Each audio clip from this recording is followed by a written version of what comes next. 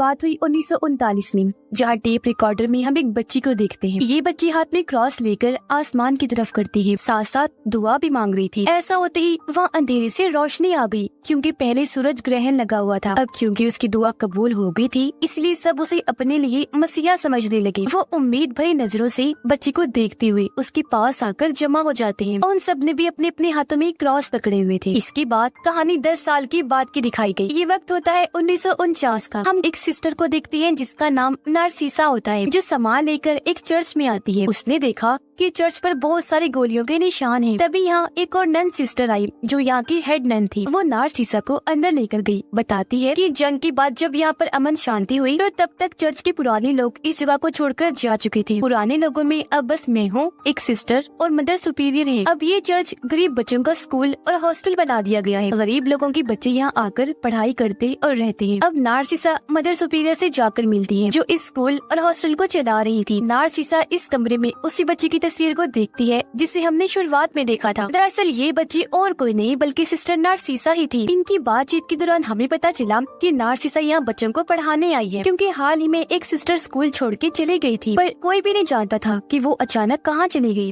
अब नारसीसा को एक कमरा दिया गया, जहाँ वो अपना सामान रखने लगती है, पर उसका सूटकेस आगे नहीं जा रहा था। उसने जब चेक किया तो वहाँ एक बॉक्स पड़ा हुआ था, जिसे खोलने पर अंदर एक घर, एक सिस्टर की तस्वीर और एक कैंची थी। तस्वीर पर इस सिस्टर का नाम भी था, जो सोकोरो होता है। उसकी तस्वीर हाथ में लेकर नारसीसा सिस्टर सोकोरो का नाम लेती है। ऐसा होते ही सामने बड़ी कुर्सी हिलने लगी, जो एक आवाज के साथ नीचे गिर जाती है। तभी कोई बाहर का दरवाजा जोर जोर से पीटने लगता है। हालांकि नारसीसा दरवाजा खोलकर देखती भी है, पर वहाँ उसे कोई भी दिखाई नहीं देता। लेकिन हाँ, उसे अपने कमरे के सामने वाली दीवार पर एक निशान बना दिखता है, जो पहले नहीं था। पर वो इसे नजरअंदाज करके अपनी क्लास में आ जाती है बच्चों को पढ़ाने के लिए। वो सबसे पहले बच्चों को अपने बारे में बताकर ब्लैक बोर्ड पे अपना नाम लिखने लगती है। और अब जैसे नारसीसा ने अपना नाम लिखा, सभी बच्चे अजीब तरह से डरने लगे। मुँह ही मुँह में कुछ बोलने लगते हैं। एक बच्ची रोजा तो इतनी डर जाती है कि उसका टॉयलेट ही निकल जाता है। क्लास खत्म होने के बाद नारसीसा रोजा के पास आई, पूछती है कि जब मैंने ब्लैक बोर्ड पर अपना नाम लिखा था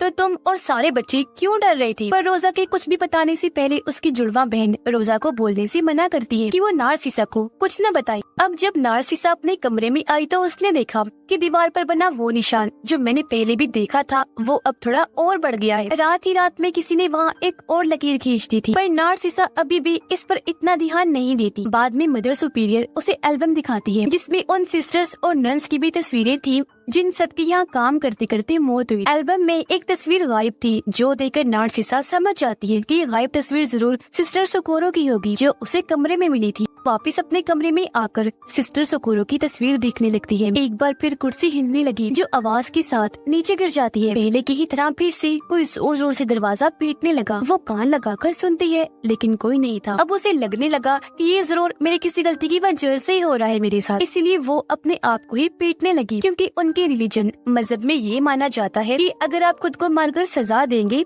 तो ऐसे आपके किए हुए गुनाह धुल जाए। अब हम सभी बच्चियों को देखते हैं जो साथ वाले कमरे में सो रही थी। एक बच्ची उठ जाती है क्योंकि उसे वॉशरूम जाना था, इसीलिए वो रोजा को अपने साथ चलने का कहती है। अब हालांकि रोजा को बाहर से अजीब आवाजें आ रही थी, लेकिन वो फिर भी ये नजरअंदाज करके अपनी दोस्त के साथ वॉशरूम में आ जाती है। पर यहाँ भी अजीब होने लगा। अचानक ये पानी वाला नल अपने आप ही खुल जाता है। पूरा बाथटब भर गया। पानी भी जोर जोर से हिलने लगता है, पर अचानक ही सारा पानी कहीं गायब हो गया। तब बाथटब में रोजा को किसी के कटे हुए बाल मिलते हैं। वो बालों को देख ही रही थी कि तभी यहाँ उसे किसी और के होने का भी एहसास होता है, जिस वजह से वो जोर से चिल्लाती है। चीख की आवाज सुनकर यहाँ हेड नन आ जाती है। अब जो बच्चियां अंदर सो रही थी, उनमें से भी एक बच्ची चीखने लगती है। वो बताती है कि नींद में ही किसी लड़की ने मेरे बालों को काट दिया है, क्योंकि वहाँ कैंची भी पड़ी थी और उसके बाल भी गायब थे। अब क्योंकि इस बच्ची के ही बाल रोजा को बाथरूम में मिले थे, तो सबको लगता है कि बाल रोजा ने ही काटे। हालांकि वो बेचारी रो रो कर मना भी करती है कि मैंने ऐसा कुछ नहीं किया, लेकिन कोई भी उसकी बात पे यकीन नहीं करता। हेड नन तो उसे काफी मारती भी है। अगले सुबह नारसीसा जब क्लास में आई तो उसने देखा कि आज रोजा क्लास में नहीं है। उसे पता चला कि हेड नन ने सजा के तौर पर उसे एक सेल में बंद कर दिया है। नारसीसा जब उसके पास सेल में गई तो रोजा उसे बताती है कि हाँ, वो हरकत मैंने नहीं की थी। उस वक्त मैंने बाथरूम में किसी बच्ची की आत्मा को देखा था। वो सिर्फ मुझे ही नजर नहीं आई, बल्कि आपके आने से पहले भी कई सारे लोगों को आत्माओं की आवाजें आई और वो दिखाई भी दी। और तो और हम सब बच्चों को दीवार पर वो निशान बना हुआ देखा था जैसा आपके कमरे के सामने बना हुआ था। हमने जब ये बात उस सिस्टर को बताई जिसकी जगह पर आप आई हो, तो उसने तस्वीर का एक पैर बनाकर उस नामुकम्मल तस्वीर को पूरा कर दिया। ऐसा उन्होंने इसलिए किया ताकि वो हम सब बच्चियों को बता सके कि यहाँ कोई आत्मा नहीं है, जबकि आत्मा यहाँ पर है। लेकिन जब उस सिस्टर ने तस्वीर को पूरा किया तो उसका नाम अपने आप ही ब्लैक बोर्ड पर लिखा गया, जिसके बाद वो गायब हो गई। किसी को भी नहीं पता कि वो कहाँ गई है, जिनकी जगह पर फिर बच्चों को पढ़ाने के लिए आप आई। आगे रोजा बताती है कि आप जब पहले दिन क्लास में आई थी, जब अपना नाम ब्लैक बोर्ड पर लिख रही थी, तो यही वजह है कि सारे बच्चे डर रहे थे, क्योंकि एक बार अगर किसी का नाम ब्लैक बोर्ड पर लिखा गया तो इसका मतलब कि उसका मरना या गायब होना तय है। शाम के वक्त नार्सिसा जब वापस आई तो उसने देखा कि एक सिस्टर किचन में मोमो जैसी कोई डिश बना रही है। पूछने पर उस सिस्टर ने बताया कि ये कल सुबह का बच्चों का नाश्ता है। वो नार्सिसा को भी एक मोमो खाने को देती है ताकि वो बता सके कि इसका जायका कैसा है। नार्सिसा वो खा तो लेती है, लेकिन उसका जायका काफी अजीब था और अब अचानक ही उसके मुंह से खून और वो चीज आने लगती है जो उसने खाई थी। पता चला कि वो मोमो नहीं बल्कि इंसानी आंखें हैं, जो देखकर नार्सिसा का दिल खराब हो जाता है। उसे बहुत बुरा लगा और अब वो जैसे सामने देखती है, पता चला कि ये आंखें और किसी की नहीं बल्कि उस सिस्टर की थी, जो अब बिना आंखों के बहुत डरावनी लग रही थी। उसे ऐसी हालत में देखकर नार्सिसा बुरी तरह डर जाती है, जोर से चिल्लाने लगी। वो फिर भागकर एक कमरे में आ गई जहाँ कोई उसका गला और पूरा जिस्म दबाकर मारने की कोशिश करता है, क्योंकि उसका चेहरा कपड़े से ढका गया था और कपड़े भी तंग होती जा रही थी। बुरी तरह नार्सिसा को नोचने लगा, जिसके साथ ही नार्सिसा की आंख खुल गई। उसे ये देखकर सुकून का सांस आया कि ये मेरा बस बुरा सपना ही था। पर अब आंखें खोलने पर उसने देखा कि वो निशान अब और बड़ा हो गया है, जो शुरू से उसे दिखाई दे रहा था। निशान में मरने वाले इंसान के अब 2 हाथ और एक पैर भी होता है और अब बस एक पैर ही बनना रह गया था, जिससे ये तस्वीर पूरी हो जाएगी। खैर, इस चीज को फिर से नजरअंदाज करके नार्सिसा बच्चों को पढ़ाने के लिए आ जाती है, जहाँ एक बार फिर बच्चे हल्का हल्का बोलते हुए डरने लगती है। रोजा तो इतना डर गई कि फौरन उठकर वहाँ से भाग जाती है। तभी नार्सिसा देखती है कि अब ब्लैक बोर्ड पर रोजा का ही नाम लिखा हुआ है, पर वो यहाँ से सीधा रोजा के पास आई ताकि उसे संभाल सके। नार्सिसा उसे समझाने की कोशिश करती है कि देखो, घबराने की कोई जरूरत नहीं है, मैं तुम्हारे साथ हूँ। रोते हुए रोजा उसे बताती है कि एक बच्चे की आत्मा मुझे अब हर जगह दिखाई दे रही है। नार्सिसा को समझ नहीं आती कि वो क्या करे। तब वो रोजा का हाथ पकड़ के तस्वीर का आखिरी पैर बनाकर उस तस्वीर को पूरा कर देती है, ताकि पहले वाली सिस्टर की ही तरह उसे बता सके कि यहाँ कोई आत्मा नहीं है। पर अचानक रोजा फिर से डर गई। नार्सिसा को कहती है कि तुम्हारे पीछे कोई है, पर अब वो बच्चे की आत्मा नहीं बल्कि डरावनी औरत है। जैसे नार्सिसा उसे देखने के लिए मुड़ी, वहाँ पर कोई भी नहीं था, पर अब वापस देखने पर रोजा गायब हो जाती है। नार्सिसा काफी घबरा गई। वो और रोजा की जुड़वा बहन हर जगह उसे ढूंढती है, लेकिन वो कहीं भी नहीं मिली। घबराहट में नार्सिसा हेड नन को भी बता देती है कि रोजा गायब हो गई है, पर वो तो नार्सिसा को ही डांटने लगती है। वो उस पर काफी भड़की ये स्कूल छोड़ जाने को कहती है। ऐसा लग रहा था जैसे हेड नन ये नहीं चाहती कि यहाँ जो कुछ भी हो रहा है नार्सिसा उसके बारे में पता लगवाए। पर नार्सिसा रोजा को ढूंढते हुए अब एक छोटे से कमरे में आ गई, पर वो यहाँ से बाहर जा ही नहीं पाती, क्योंकि दरवाजा बंद करके कोई उसे यहाँ कैद कर देता है। तभी उसे सामने कई सारी आंखें दिखाई देने लगती हैं और पीछे से ढेर सारी हाथ आकर नार्सिसा को पकड़ लेते हैं, उसे डराने और मारने की कोशिश करती हैं।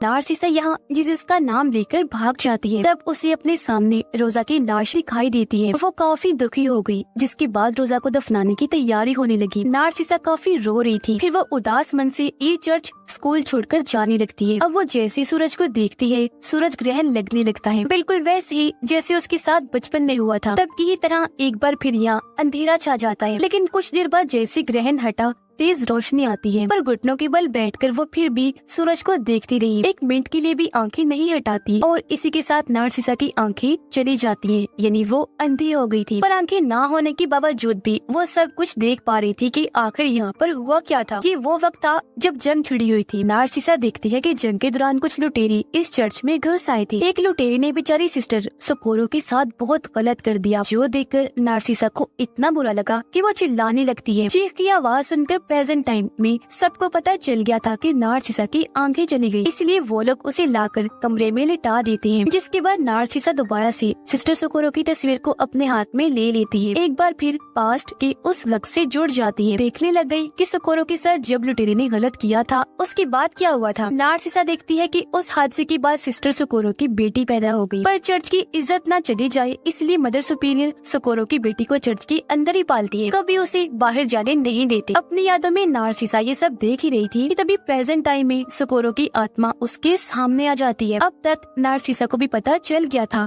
कि सिस्टर सोकोरो के साथ पास्ट में कितनी ज्यादती हुई है, इसीलिए वो उस पर तरस खाकर सिस्टर सोकोरो का हाथ थाम लेती है। हाथ के पकड़ते ही नार्सिसा सोकोरो के साथ पास्ट में आ गई, जहाँ उसने देखा कि सोकोरो की बेटी बड़ी हो गई है। अब एक दिन उस बच्ची को तेज बुखार हो गया, लेकिन मदर सुपीरियर, हेड नन और दूसरी सिस्टर उसे डॉक्टर के पास नहीं लेकर जाती। उनकी सोच थी कि अगर वो चर्च से बाहर गई तो सबको पता चल जाएगा कि ये बच्ची सिस्टर सोकोरो और उस लुटेरे की है, तो चर्च की काफी बदनामी होगी। तो इसीलिए वो लोग सोकोरो को एक कमरे में बंद करके उसकी बच्ची का बुखार खुद ही ठीक करने की कोशिश करते हैं। वो तेज ठंडे पानी से बाथ टब को भरकर बच्ची को उसमें लिटाने की कोशिश करते हैं, पर पानी बहुत ज्यादा ठंडा था, इसलिए बच्ची हाथ पाँव मारने लगती है। पर इस बीच बच्ची का सर जोर से टकरा गया, खून निकलने लगता है। अचानक ही बच्ची ने हरकत करना बंद कर दी, यानी कि उन लोगों के हाथों बच्चे की जान चली गई। अपनी बेटी के मरने का जब सोकोरो को पता चला तो वो इस गम को बर्दाश्त नहीं कर पाई और अपनी जान ही ले लेती है। और अब पास्ट में ये सब होते हुए देखकर नार्सिसा को बहुत बुरा लगा। वो उस कमरे को खोल देती है जहाँ उन तीनों ने सिस्टर सोकोरो को बंद करके रखा था। जो कमरा